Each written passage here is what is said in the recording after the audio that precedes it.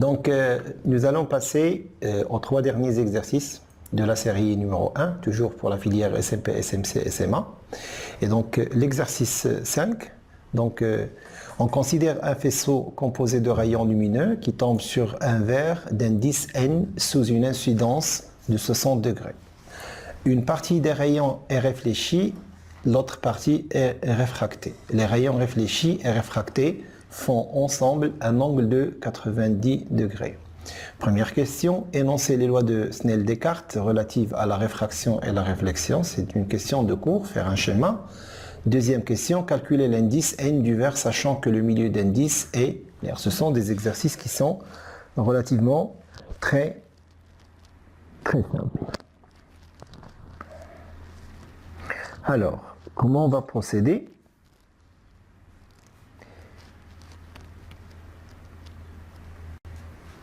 Alors, première question.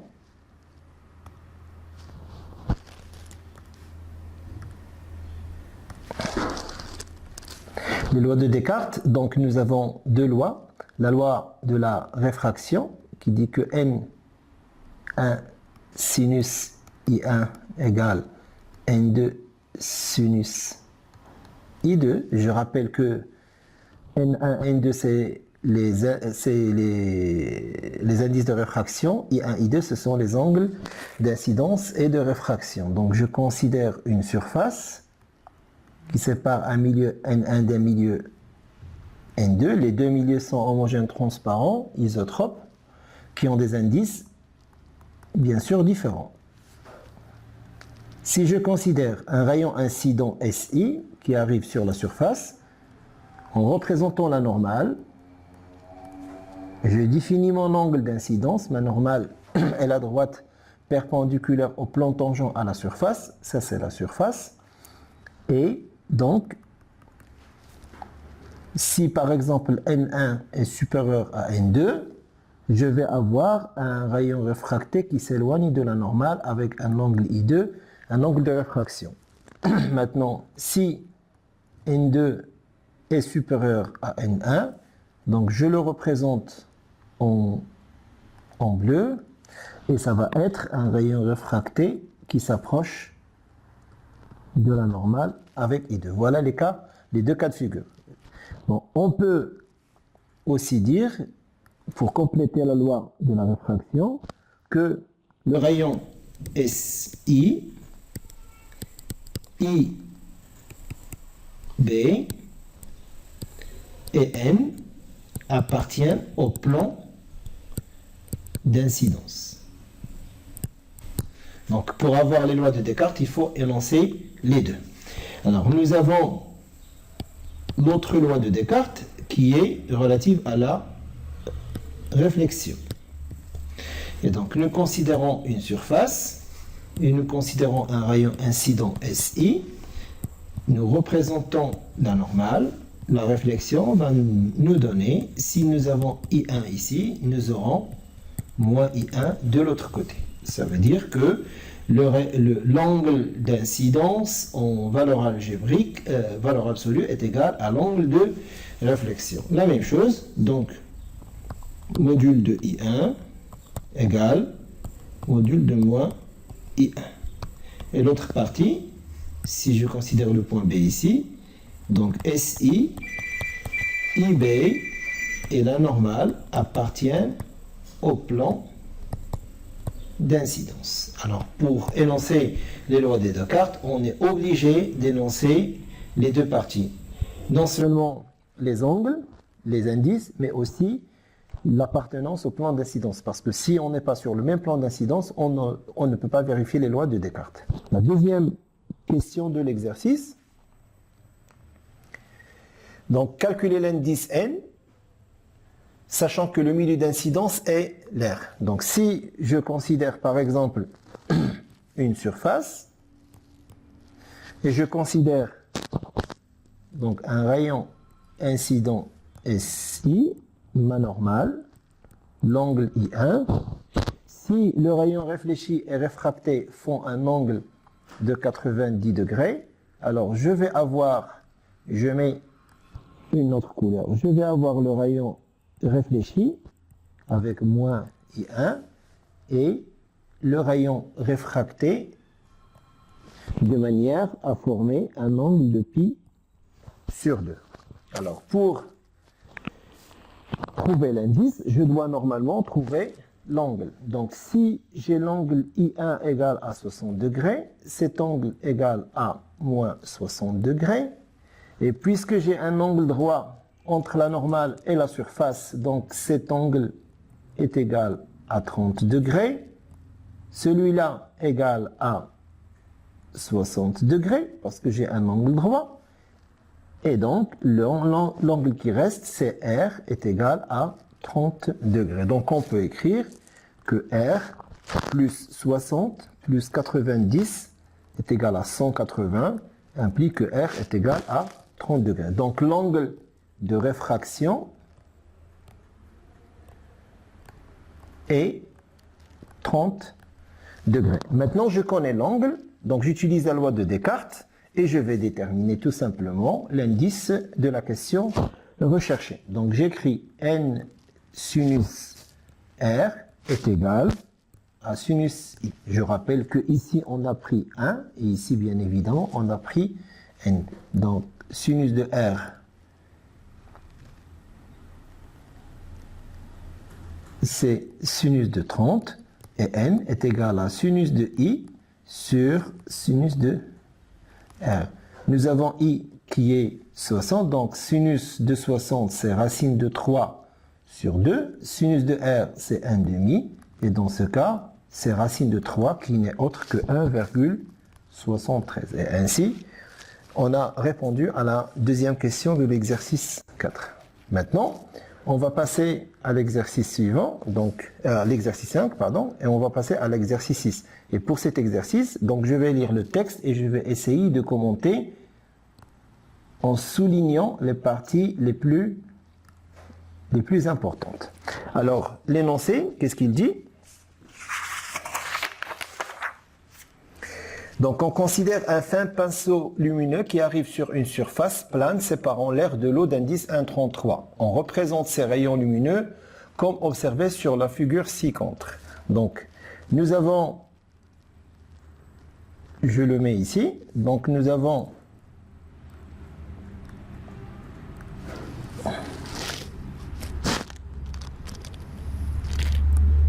une surface qui sépare deux milieux, donc un milieu 1 d'un milieu 2.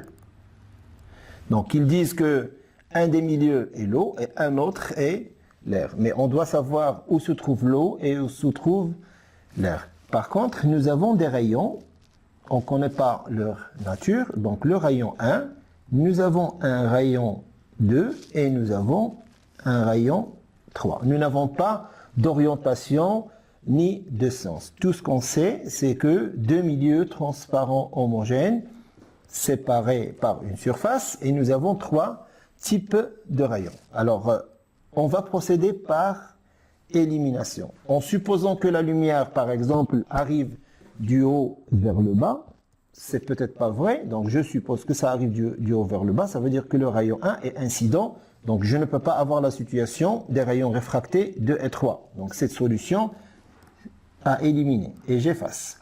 Si la lumière arrivait par exemple de la gauche,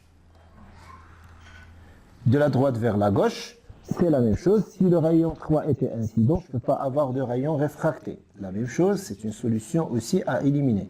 Si par exemple je considère que la lumière arrive du bas vers le haut, donc j'aurai deux rayons et donc c'est à considérer que les angles doivent être égaux pour avoir une réflexion. C'est aussi une solution à éliminer. Donc reste la seule possibilité, c'est de considérer que la lumière arrive de la gauche vers la droite. Alors dans ce cas, le rayon 1 peut être rayon incident, on va vérifier, donc il vient dans ce sens. Si j'ai ici un angle d'incidence, normalement, je peux avoir un angle de réflexion ici. Donc, comme sur la figure, les angles sont égaux, donc ça peut être vrai. Le rayon 1 peut être rayon incident, le rayon 2 peut être le rayon réfléchi. Alors, pour le rayon 3, puisque cet angle est plus petit que l'angle d'incidence, ça peut être R, et donc ça a un sens. Ça veut dire que le milieu 3 est un milieu qui est plus réfringent que le milieu 1, c'est-à-dire que l'indice N2 est supérieur à l'indice N1. Et si on se réfère aux données, ils nous disent que la surface sépare le milieu 1 qui est l'air du milieu 2 qui est l'eau. Donc ici j'aurai l'air et ici j'aurai l'eau. Donc je pense que cette solution est la plus probable. Donc je regarde sur le schéma, donc j'aurai le rayon 1, rayon incident, l'angle d'incidence. J'aurai le rayon 2, l'angle de réflexion. J'aurai le rayon 3 et l'angle de réfraction. Donc le rayon incident c'est 1, le réfléchi c'est 2, le réfracté c'est 3. Et les angles d'incidence I1, de réflexion I2 qui est moins I1 et I3 l'angle de réfraction. Le milieu 1 c'est l'air et le milieu 2 c'est l'eau. Ainsi, on a répondu à la question et nous avons justifié pourquoi ce choix. Deuxième question, indiquer le sens de propagation des différents rayons. C'est ce qui a été fait sur le schéma. Troisième question, dans quel milieu se trouve l'eau? Tout simplement, puisque le rayon incident arrive sur la surface et que le rayon réfracté se rapproche de la normale, qui est ici, ça veut dire que le milieu 2 est un milieu plus réfringent, c'est-à-dire que l'indice est plus élevé. Et comme on a l'air et l'eau, le milieu 2 est alors considéré comme étant d'indice 1,33 qui est l'eau. Alors, pour calculer l'angle limite de réfraction, la dernière question. Alors, l'angle limite de réfraction, nous avons, dans ce cas d'exemple, nous avons, on passe d'un milieu d'indice 1 à un milieu d'indice 1,33. Donc, si j'écris la loi de Descartes, N1 sinus I1 égale N2 sinus I2. Donc 1 sinus I1 égale à 1,33 sinus I2. Je sais qu'en comparant I1 et I3, je vois que I1 va tendre vers pi sur 2 le premier. Donc si I1 tend vers pi sur 2, I2 ne peut jamais avoir, I3 ne peut jamais avoir, ici je corrige, pardon, c'est I3.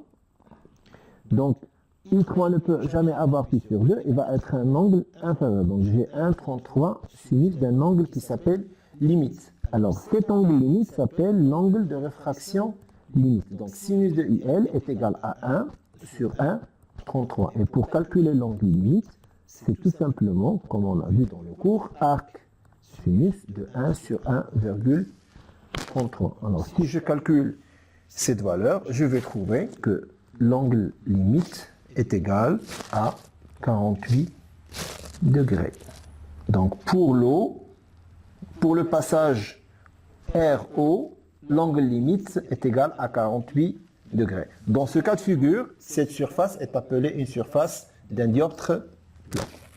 Donc on passe à la question, à l'exercice 6 maintenant. Alors, nous avons dans cet exercice une série de situations de construction géométrique et nous allons essayer de répondre par A, B, C, D, E et F. Alors les questions de 1 à 5 se rapportent à un faisceau de lumière très fin, par exemple un faisceau laser qui peut être représenté par un seul rayon. La lumière se propage initialement de gauche à droite dans un milieu transparent d'indice de réfraction N1 et arrive sur un autre milieu transparent d'indice de réfraction N2. Les rayons réfléchis et réfractés sont comme indiqués sur les figures ci-dessous. Donc si l'un des deux n'est pas représenté sur la figure, cela signifie qu'il n'y a pas de rayon réfléchi ou réfracté. Donc il faut répondre à chacune des questions ci-dessous en utilisant un des choix suivants. A, ça veut dire que cette construction est réalisée si N2 est supérieur à N1, B si N2 est égal à N1, C si N2 est inférieur à N1, D peut se produire soit avec la condition A, soit avec la condition C, E, ça veut dire nous n'avons pas de solution. F, peut-être, toujours possible, quelles que soient les valeurs relatives des indices. Nous n'avons qu'une seule réponse à chaque question. Alors, la première question. Dans quelles conditions entre A et F les rayons pourraient-ils être comme dans la figure ci-contre? Et nous avons, donc je reprends ce schéma ici. Donc nous avons la situation suivante. Nous avons donc une surface N1, N2. Nous avons un rayon incident. Nous avons la normale. Nous avons le rayon réfléchi. Et nous avons le rayon réfracté qui s'approche de la normale. C'est exactement le cas de l'exemple qu'on vient de traiter dans l'exercice précédent. Ça veut dire le rayon incident donne un rayon réfracté. Ça veut dire que l'angle d'incidence est plus grand que l'angle de réfraction. Et ce cas ne peut être réalisé que si le milieu 2 est plus réfringent que le milieu 1. C'est-à-dire si N2 est supérieur à N1. Pour moi, donc la réponse parmi ce qui est donné, N2 est supérieur à N1, ça veut dire la réponse est la lettre A. La question 2. Alors, dans quelles conditions de A à F les rayons pourraient-ils être comme dans la figure ci-contre? Donc, je reprends pour la question 2 le même schéma, mais dans d'autres configurations. J'ai un rayon incident, un rayon réfléchi et j'ai un rayon réfracté, mais cette fois qui s'éloigne de la normale. Donc, c'est tout à fait l'inverse de la première question. Donc, le rayon incident donne un rayon, ça c'est incident, angle d'incidence, ça c'est l'angle de réfraction, ça c'est N1 et ça c'est N2. Donc, puisqu'on s'éloigne de la normale, il faut que le milieu N2 soit moins réfringent que le milieu N1. C'est-à-dire, pour cette question, N1 est supérieur à N2. Et dans ce cas, ça correspond à la lettre C. Donc, la réponse à la deuxième question, c'est la lettre C. Alors, troisième question. Dans quelles conditions de A à F les rayons pourraient-ils être comme dans la figure ci-contre? Et pour cette figure, nous avons une surface, nous avons un rayon incident, j'ai une normale et j'ai le rayon réfléchi. J'ai N1 et N2. Et là, je vois que c'est tout simplement un phénomène de réflexion. Même si les milieux d'indice N1 et N2 sont homogènes, transparents, isotropes, d'indices de réfraction différents, j'ai cette situation. Alors, cette situation, c'est ce qu'on appelle la réflexion totale interne. Elle est réalisée sous deux conditions. La première, il faut que N1 soit supérieur à N2 et il faut que j'atteigne un angle limite. Il faut que je sois supérieur ou égal à l'angle limite, comme on a vu dans le cours. Alors, parmi les réponses qui me sont proposées, donc, la question A, c'est pas possible. La réponse A, non. La réponse B, non. La réponse C, non. Et la réponse D peut se produire avec A ou C. Peut se produire, pour moi, c'est la réponse, c'est la lettre D. Parce qu'il peut se produire, c'est pas systématiquement si N1 est supérieur à N2. Il faut une autre condition. Mais peut se produire, ça veut dire que c'est d'abord N1 supérieur à N2, mais la condition de l'angle limite. C'est pour ça, je précise, il faut prendre la réponse D. Parce que si on avait fait C, c'est faux. C'est pas suffisant. Il faut une autre condition. Donc, peut se produire, nous laisse la flexibilité de parler aussi d'un angle limite. Je passe à la question 4 et je vais lire le texte. Dans quelles conditions de A à F les rayons pourraient-ils être comme dans la figure ci-contre? Et là, j'ai une surface, j'ai une normale et j'ai un rayon incident qui passe dans l'autre côté. Ben là, j'ai vraiment pas de réfraction parce que si j'ai un milieu d'indice N1, l'autre d'un milieu d'indice N2, la seule possibilité, il faut que N1 soit égal à N2. C'est-à-dire que les deux milieux sont en fait le même milieu. Et donc la réponse pour moi, c'est la réponse B. Tout simplement. Alors, la cinquième question, et la dernière.